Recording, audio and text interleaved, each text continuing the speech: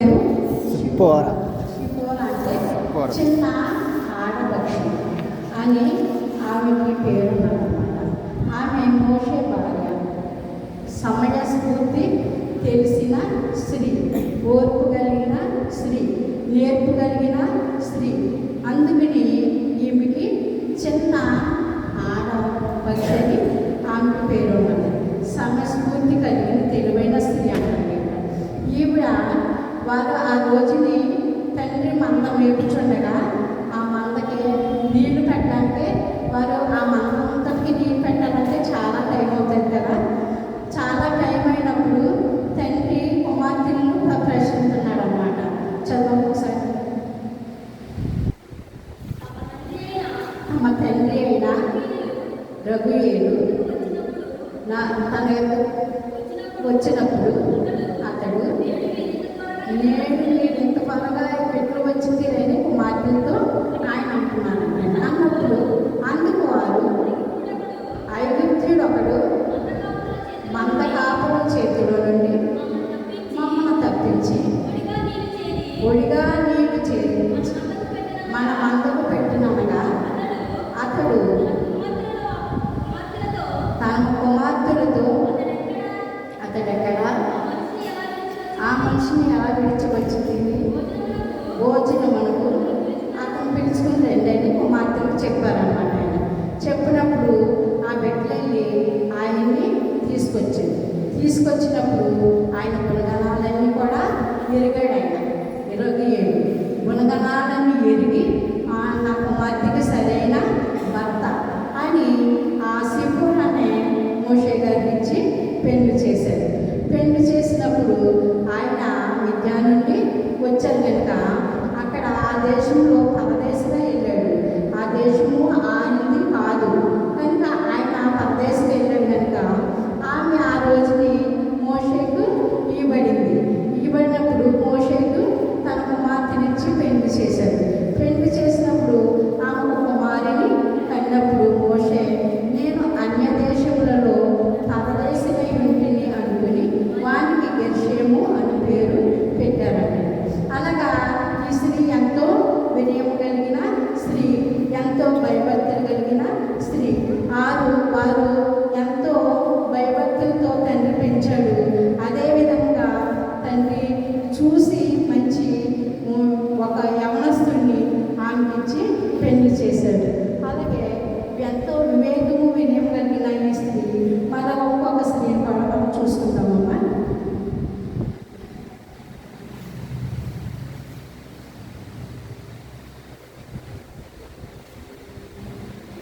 ఆదికాండము 24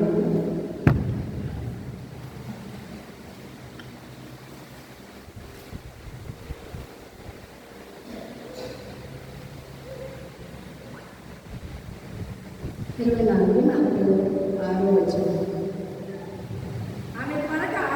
ఆమె త్వరగా తన కడవని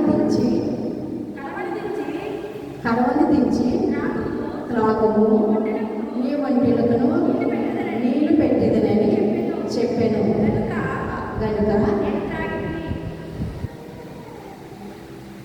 ఆమె త్వరగా తన కొండను దించి కనుక నేను త్రాగుతుని ఆమె వంటిలకును నీళ్లు పెట్టాను. మెలక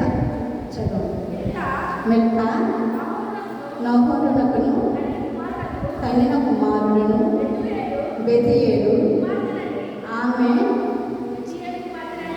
బెతయేలు కుమార్తెనని చెప్పినప్పుడు నేను ఆమెను ముక్కుకు కమ్మెను ఆమె చేతులకు కడియములను పెట్టి ఉంచాను. ఇక్కడ ఏంటంటే ఈ పేరు రెబెకా. తన భర్త ఏసావు కనుక ఈమె రెబెకా అనగా కట్టుట లేక ఉంచుతాడు. ఈమె రతనాల గని.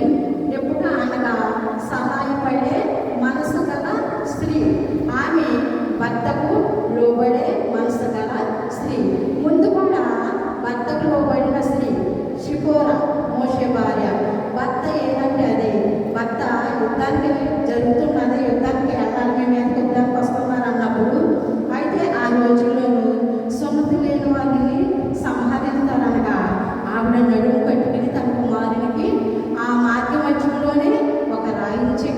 పరిశుద్ధి చేసింది.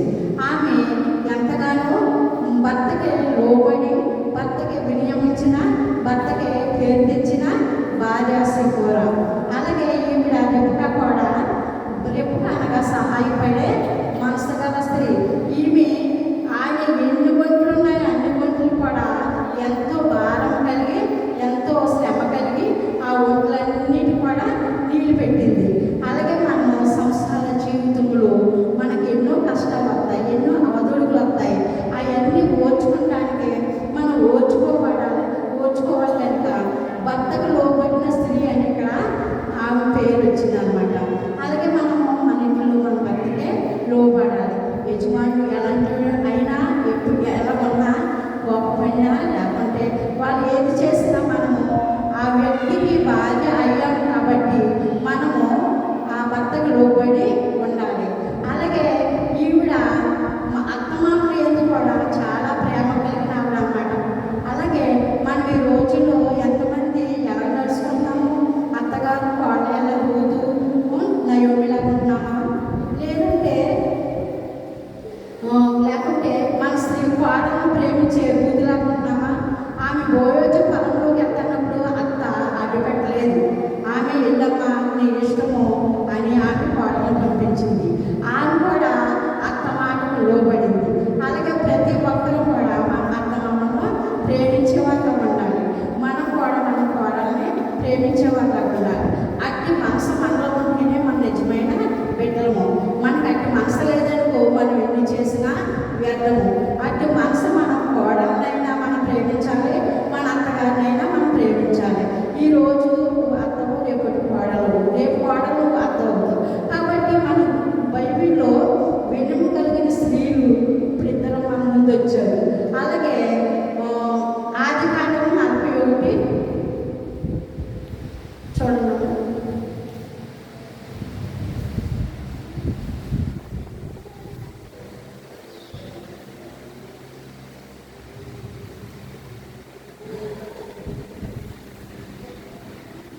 నలభై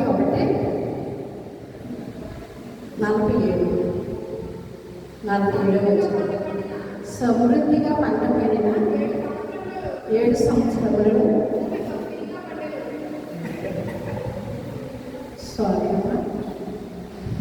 కింద చూడండి 50. అప్పుడు యోసేపు దేవుడు నా సమస్త బాధను నా తండ్రి ఇంటి వారందరినీ నేను మర్చిపోయినట్లు చెప్పిన తన జ్యేష్ఠ కుమారికి మానుష్య అని పేరు పెట్టిను అని ఒకసారి ఇక్కడ 46వ వచనంలో యోసేపు బయలుదేరి ఐగుప్తు దేశమంతటా సంచరించును. యోసేపు ఐగుప్తు రాజైన ఫరో ఎదుట నిలిచినప్పుడు 30 సంవత్సరములు కలబట్టి ఉండేది. అప్పుడు యోసేపు ఫరో ఎదుట నుండి వెళ్ళి ఐగుప్తు దేశం అంతటా సంచారం చేసింది. అలాగా సంచారం చేసేందుకు ఎందుకంటే అసలు ఏంటంటే ఇక్కడ ఫరో కుమార్తె అశానేత అనగా ఆమె జ్ఞానం కలిగిన వారసురాలు, ఫలించిటి కొమ్మకు అంటగడిబడిన రెమ్మ కనుక ఆమె జ్ఞానం కలిగిన వారసురాలు కనుక ఈ అశానేత అన్న ఆవిడ ఫరో కుమార్తె యోసేపుకి భార్య అయిందంట. యోసేపు భార్య అయితే ఈవిడ ఎంతో జ్ఞానం కలదు కాబట్టి వారు ఐగుప్తు నుండి 70 మందిగా ఇక్కడికి వచ్చినప్పుడు ఆమె ఎంతగానో వారందరినీ అత్తగారు లేదు మామయ్య గారిని, అలాగే వారి తోడుకోళ్ళని, వారందరినీ మధ్యలో కూడా అందరినీ కూడా బావగారు అందరినీ కూడా ఎంతగానో ప్రేమగా ఆమె చేర్చుకుంది. అట్టి మనసు మన దేవుడిని నమ్ముకున్న వాళ్ళము, మన దేవుడితో అంటగట్టబడి ఉన్న వారము, అట్టి మనసు మనకు కూడా ఉండాలి. ఇక్కడైతే ఆమె ఎంతగా యోసేపు భార్య ఎంతగా తన అత్తమామల్ని, వారు తోడుకోళ్ళని, బావగారులని, మధ్యగారిని వారు ఎంతగా ఆమె చూసిందో ఈ బైబిల్లోనూ ఎంతగానో మనకి ఎన్నో కొన్నిసార్లు మనము వింటున్నాము. ఈ ముగ్గురు కూడా భర్త ఎడల ఎంతో భయం కలిగిన వారు, అత్తమామలందు వినయం కలిగిన వారు. వారు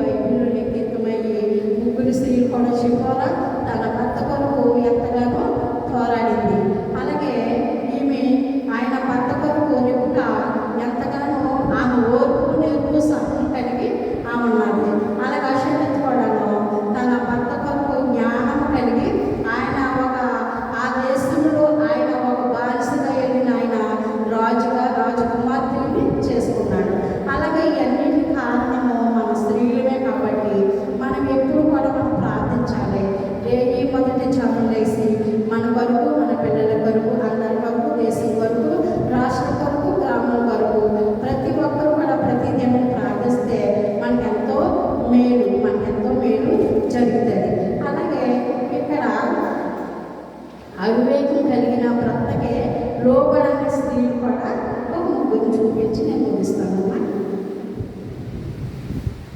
సమూయేలు, 2వ సమూయేలు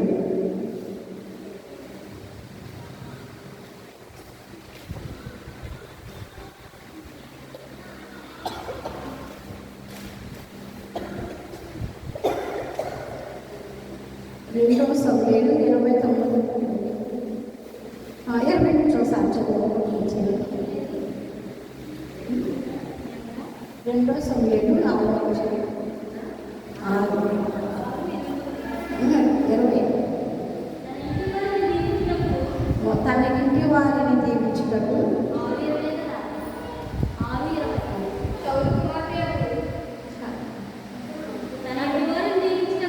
తమ ఇంటి వారిని దీవించుటకు దావీదు తిరిగి రాగా సౌలు కుమార్తెయగు మీకాలు దావీదుని ఎదురుగా బయలుదేరి వచ్చి హీన స్థితి గల పనిగత్తులను చూచుచుండగా వ్యర్థుడొకడు తన భర్తలను విప్పివేసినట్లుగా ఇశ్రాయేలుకు రాజువైన నీవు నేడు బట్టలను తీసివేసి ఇంత ఘనంగా కనపరచుకొని అపవాసం చేసినందున దావీదు నీ తండ్రిని అతని సంతతిని విసర్జించి ఇశ్రాయేలుకు తన జనుల మీద నన్ను అధిపతిగా నియమించుటకై నన్ను ఏర్పరచుకున్న యెహోవా సన్నిధిని నేను ఎలాగో చేసింది. యెహోవా సన్నిధిని నేను ఆట ఆడితిని. ఇంతకంటే మరి ఎక్కువగా నేనేమి తొలగింపబడి నా దృష్టికి నేను అర్హుడినై నేను చేసిన నువ్వు చెప్పిన పనిగత్తుల దృష్టికి గనులగునని మేకాలతో అనెను. మరణం వరకు సౌలు కుమార్తెయగు మేకాలు పిల్లలు కనుక ఉండేను. ఇక్కడ దేవుడు ఈవిని శపించారన్నమాట. దావీదు గారు మనసును ఆ దేశానికి వచ్చినప్పుడు ఆయన ఎంతో మనసును మన దేవుని మనసు మనకు వస్తుంది, మనం దీవించబడతాము. కాబట్టి ఆయన ఎంతగానో నాట్యమాడుతూ ఆయన ఎంతో సంతోషంగా వచ్చినప్పుడు ఈమె భార్య పైన మేడగదిలో నుండి చూసి ఆయన చూసి హీనపరిచిందంట. ఒక రాజయ్యుడి బట్టలు ఇట్టుకుని బట్టలు తీసేసుకుని ఏంటో డ్యాన్స్ చేస్తున్నాడేంటి అని ఆమె మనసులో హీనపరిచి చూసుకుంటా ఆమె మాట అనుకుండగా ఆయన ఎవరు విన్నారో దేవుడు విన్నాడు. దేవుడిని ఆమెకి పిల్లలు కనుకోకుండా గొడ్రాలుగా ఉండిపోయడానికి చేశాడు. తమ మనసులో ఏర్పరిచింది భర్తని. మనం మనసులో కానీ దేంట్లో కూడా మనకి ఏర్పరిచేవారుగా ఉండకూడదు. మన లోన కూడా ముట్టుకోకూడదు. పైకి ఏదైనా మాట్లాడితే వెంటనే మనం ఆయనతో సమాధానం చెప్పాలి, లేదంటే మనం నెలకొండగా ఊరుకోవాలి. అంతేకాని మనల్ని భర్త వెళ్ళిపోయి ఒక మాట ఉండగా మన నాన్న మాటలు అనకూడదు. ఇక్కడ మన ఎదుట మేకల్ని పెట్టారు కనుక ఆమె భర్తని హీనపరిచింది. దేవుని సన్నిధి దావీదు నాట్యమాడకుండా అపవాసించినందున ఆమె గొడ్రాలుగా మిగిలిపోయింది. ఆమె పిల్లలకే ఎప్పుడు కూడా పిల్లలు లేరు. కానీ దావీదు కల చాలా మంది భార్యలు, 7 భార్యలు, అందరికీ పిల్లలు పుట్టారు. కానీ గొడ్రాలుగా ఆమె మనసులో హీనపరిచింది భర్తను. కనుక ఈమె ఒక గొడ్రాలుగా ఉండిపోయి తన భర్తకి విలువ లేనందుకు ఆమె కూడా విలువ లేకుండా ఆమెకి ఎన్నటన్నిటికీ పంపు లేకుండా అయిపోయింది. ఈమె ఒక ఆమె భర్తనే హీనపరిచింది. ముందు 3 స్త్రీలు కూడా భర్తను ఎంతో కనపరిచారు. ఈమెయితే భర్తను హీనపరిచింది. అలాగే ఇంకొక ఆవిడ కూడా అలాగే చేసింది. చూడాలమ్మ ఎస్తేరు ఒకటి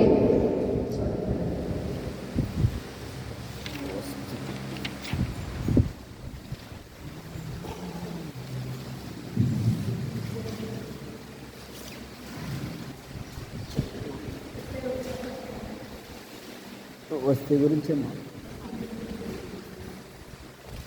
10 నిమిషాలు. యాలేనగా రాజైన అశ్వరేషు తన రాణి అయిన వస్తీని తన సన్నిధికి పిలుచుకుని రావాలని ఆజ్ఞాపింపగా ఆమె రాలేదని సంగతి భయపడగానే స్త్రీలందరూ దాని విని ముఖము ఎదుటనే తమ పురుషులను తిరస్కారం చేసేది. ఇక్కడ ఏం జరిగిందంటే ఈయన ఆచార్యస్ రాజు తన భార్యని పిలిస్తే అందరికీ చూపించాలని ఒక మీటింగ్ పెట్టుకుని ఒక సంస్థానంలో ఆమె భార్యను చూపించాలని రాజుగారు రాణికి కబురు పంపించారు. కబురు పంపించినప్పుడు ఆమె భర్త మాటకు లోబడి రావాలి కదా, రాకుండా నేను రాలేనన్నప్పుడు అక్కడ ఉన్న స్త్రీలందరూనంట తమ రాణియే విసర్జించింది భర్తనే, మనం ఎందుకు విసర్జించకూడదు అని అప్పటికప్పుడు స్త్రీలు పురుషులు అందరినీ కూడా స్త్రీలు విసర్జించినట్లు వారిని దూషించినట్లు చెప్పి ఒకసారి అన్నమాట. ఆమె రాలేదన్న సంగతి బయటపడగానే స్త్రీలందరూ దాన్ని విని ముఖము ఎదుటనే తన పురుషులను తిరస్కారం చేశారంట. ఆమె చేసిన పనికి పురుషుల మీద ఉన్న స్త్రీలు కూడా తిరస్కారం చేశారంట. ఆమెకి ఆ దేశంలోనూ ఆ రాణితనం మొత్తం అంతా పోయింది. ఆమెకి రాణితనం లేదు. ఆమెకు బదులుగా చేస్తే రాణి అయింది. అలాగా మనము భర్తను తిరస్కరించే వారుగాను, మనము భర్తను గౌరవం లేని వారుగాను ఉండకూడదు. వాళ్ళు ఏ మనసులో ఏమనుకున్నా సరే మనం ఎప్పుడు కూడా మాటకి ఎదురు చెప్పే వాళ్ళంగా ఉండకూడదు. అబ్రహాము షారా అన్నారు కదా, నా యజమానుడు అని సంబోధించింది. అలాగే మనం కూడా మన భర్తల ఎడల మనం ఎంత నమ్మకంగానూ ఉండాలి, మనం వారి ఎడల ప్రేమగానూ ఉండాలి. వారి ఏ మాట కన్నా మనము వినేవారిలాగా ఉండాలి. ఇద్దరికి ఒక మాట ఉంటేటప్పుడు ఆ దాంపత్యం నిత్యం కూడా బాగుంటుంది. అలాగే ఇంకొక ఆవిడ కూడా దేవుడు ఇంకొక ఆవిడ కూడా చూసుకుంటాము. యోగు 2:9 చూద్దాం.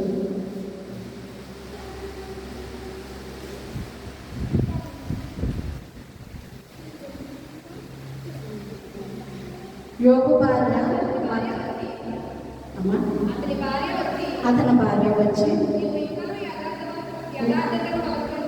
ఇంకను యథార్థత వదలకుంటివా, దేవుడిని దూషించి మరణం కమ్మని అందుకతడు మూర్ఖురాలు మాట్లాడినట్లు నువ్వు మాట్లాడుచున్నావు.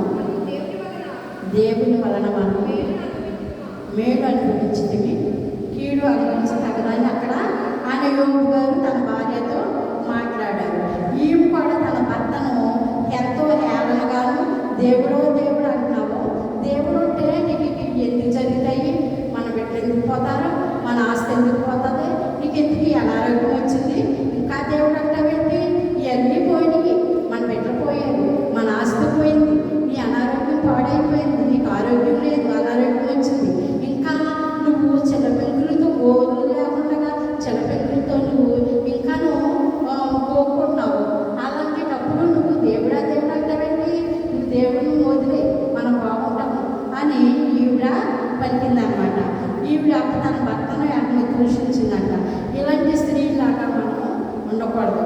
ఎప్పుడు కూడా భర్తకు విధేయత తెలిగి భర్త మాట వింటూ ఒక మాట వినలేదనుకోండి, ఆ కోపంలో ఉన్నప్పుడు ఆ కోపం తగ్గిపోయి మనం చెప్తే వింటారు. ఎంత ఏదో సామెత ఉంటుంది కదా, ఎంతటి వారైనా భార్యకి దాసులు అవ్వాలి. భార్య చెప్పిన మాట కంపల్సరిగా వింటారు. వినయం గలవారు, జ్ఞానం గలవారు ప్రతి వారు కూడా వింటారు.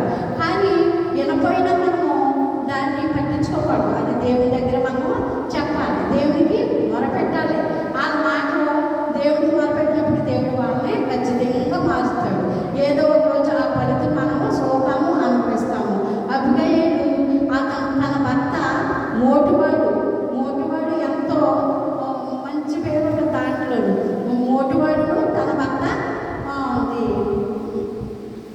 మొట్టవాడును ఎంత దుష్టులని ఉంటుంది.